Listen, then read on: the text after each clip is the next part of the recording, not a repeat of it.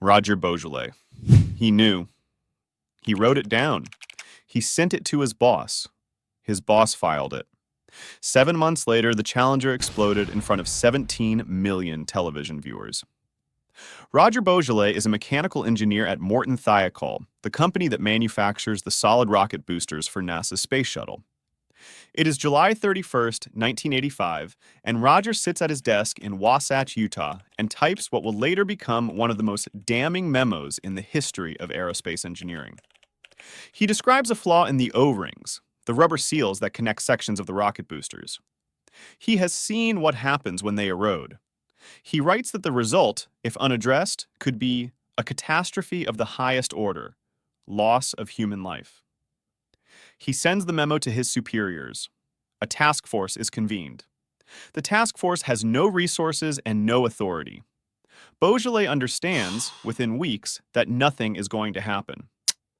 The night before the Challenger launch, January 27, 1986, temperatures at Cape Canaveral are forecast to drop to around -1 degree Celsius. Boisjoly and his colleagues argue for hours against the launch.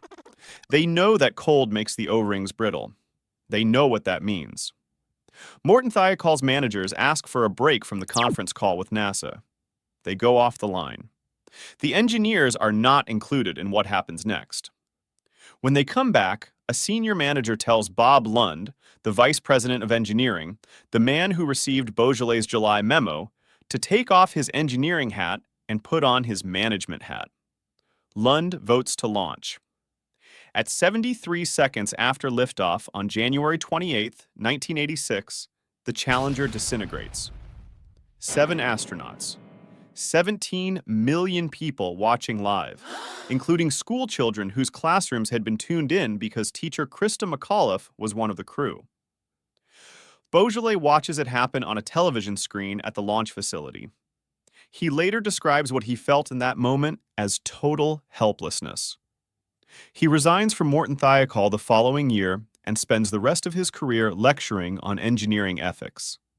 He died in 2012. The memo is in an archive at Chapman University in California. Ford Pinto. The test happens in 1970, before a single car reaches a customer. Engineers at Ford Motor Company crash a prototype Pinto into a fixed barrier at 20 miles per hour, below highway speed, not a violent impact, and the fuel tank ruptures. They run it again at different speeds, different configurations. The tank fails every time at impacts over 25 miles per hour. Every single time. They document it. They write it up. Then they do the math. The Pinto had been the personal project of Ford President Lee Iacocca, who had set 2 rules before the design even started. It must weigh no more than 2,000 pounds, and it must cost no more than $2,000. That left almost no room for anything, including a fuel tank positioned somewhere sensible. The tank sat 5 inches behind the rear bumper and 3 inches in front of the rear axle.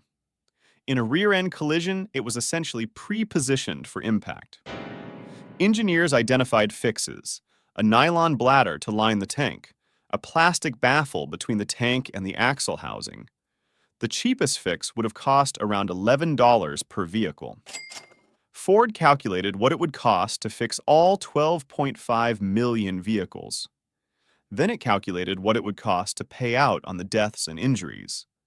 It put numbers on everything: $200,000 per fatality, a figure actually supplied by the National Highway Traffic Safety Administration. $67,000 per serious burn injury. It ran the comparison. Fixing the cars, $137 million. Paying the lawsuits, $49.5 million. It shipped the car. The Pinto went on sale in 1971. Over the following decade, dozens of people died in Pinto fires following rear-end collisions. Hundreds more were burned. In 1977, journalist Mark Dowie published the internal documents in Mother Jones magazine, and the phrase cost-benefit analysis became, for a generation, synonymous with the idea that a corporation had literally decided what a human life was worth and found it insufficient to fix. One engineer who worked on the Pinto was later asked whether anyone had gone to Iacocca to warn him about the fuel tank. "Hell no," he said. "That person would have been fired." Ford recalled 1.5 million Pintos in 1978. It kept selling the car until 1980. Boeing 737 MAX. In 2016, 2 years before the first crash, a Boeing technical pilot sends a message to a colleague. It reads, "This airplane is designed by clowns, who in turn are supervised by monkeys." Nobody forwards it to the FAA. Nobody grounds the plane. It goes into a file, alongside a growing collection of internal messages that together describe an aircraft with a system its own people did not trust, built inside a culture where engineers were afraid to say so loudly enough to matter. The system is called MCAS, the Maneuvering Characteristics Augmentation System.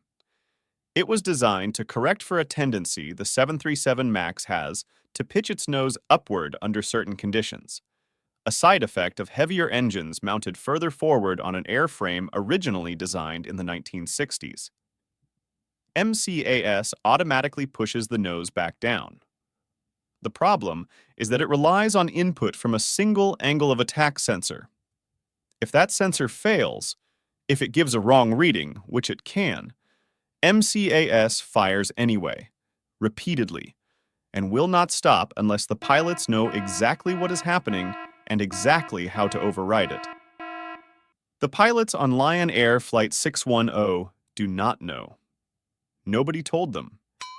MCAS had been deliberately left out of the aircraft's flight manual to avoid triggering additional simulator training requirements, because additional training would cost Boeing money and delay FAA certification. In one internal message, a pilot writes that MCAS was running rampant in the sim on me, and adds, "Granted, I suck at flying, but even this was egregious." Another, from February 2018, asks, "Would you put your family on a MAX simulator-trained aircraft?" I wouldn't. On October 29, 2018, Lion Air Flight 610 crashes into the Java Sea 12 minutes after takeoff. 189 people. On March 10, 2019, Ethiopian Airlines Flight 302 crashes 6 minutes after takeoff. 157 more. 346 people in total. The internal messages were released to Congress in January 2020. One reads, "I still haven't been forgiven by God for the covering up I did last year." The 737 MAX was recertified in late 2020. Therac 25. The machine says, "Malfunction 54." The operator has seen this message before. It comes up during normal operation. She presses a key to continue the treatment. Ray Cox is 33 years old. He is a physics technician at the East Texas Cancer Center in Tyler, Texas, and on March 25, 1986, he is receiving radiation therapy for a skin condition on his upper back. When the Therac 25 activates, he feels something he later describes as an intense electric shock, and he runs from the treatment room. He tells the operator he was hit by something. An AECL technician arrives, tests the machine, and cannot replicate the error. AECL tells the hospital the Therac 25 is incapable of harming a patient through overdose. The machine goes back into service on April 7th. On April 11th, Verdon Kidd, 66 years old, a bus driver, is treated at the same center. Same machine, same operator, same error code. Cox dies 5 months later. Kidd dies 3 weeks after his session. The Therac 25 is a radiation therapy machine built by Atomic Energy of Canada Limited, and it is, in 1982, the most advanced of its kind. Unlike its predecessors, which used physical hardware interlocks to prevent accidental overdose, The Therac 25 puts its faith entirely in software. No mechanical fail-safes, no physical cutoffs. The dose is not slightly elevated. A dose of 1,000 rads is fatal. Ray Cox received an estimated 16,500 to 25,000.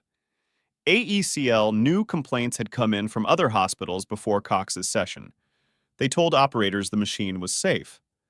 Between June 1985 and January 1987, the Therac 25 overdosed 6 patients. 3 of them died. Kansas City Hyatt Regency. It is 7:05 on the evening of Friday, July 17, 1981. The atrium of the Hyatt Regency Hotel in Kansas City, Missouri is packed. Around 1,600 people are in the building for the weekly tea dance.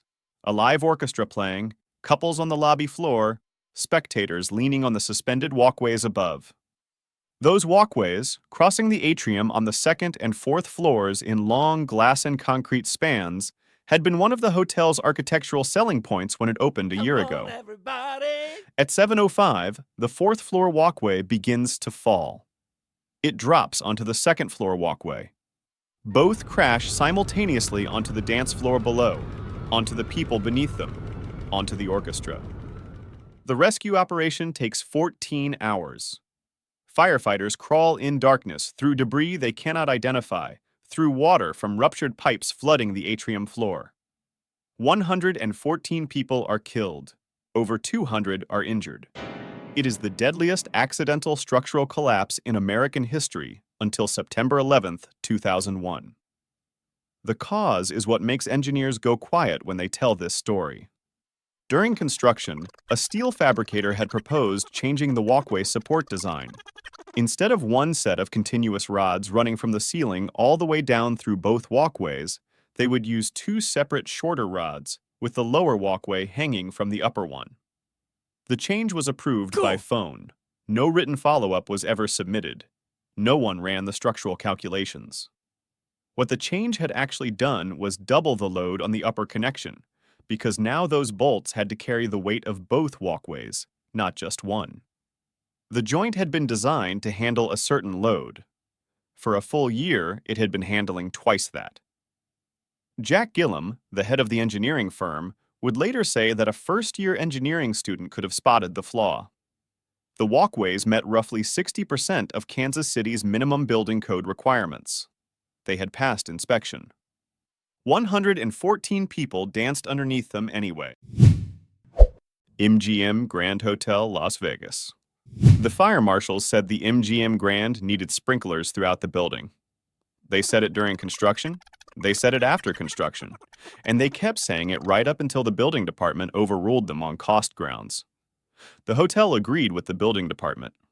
The fire marshals went back to their offices.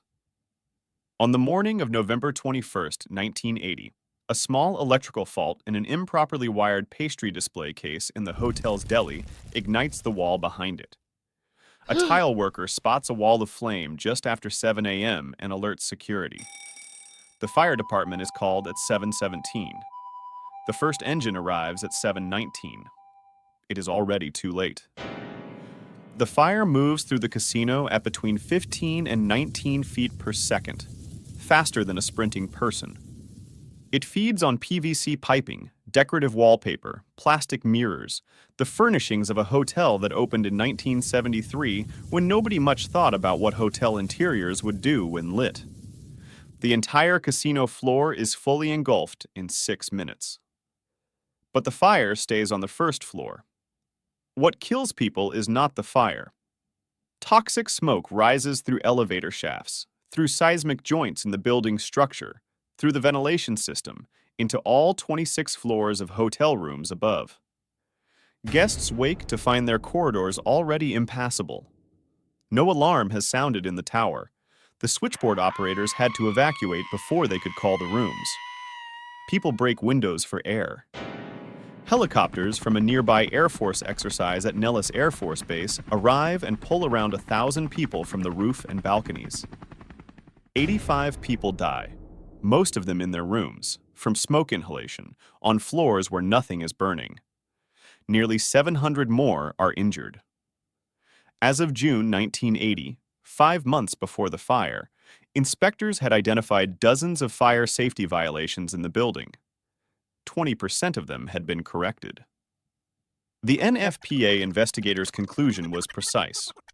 With a complete sprinkler system, this would have been a 1 or 2 sprinkler fire, the kind that gets noted in a logbook and forgotten by morning.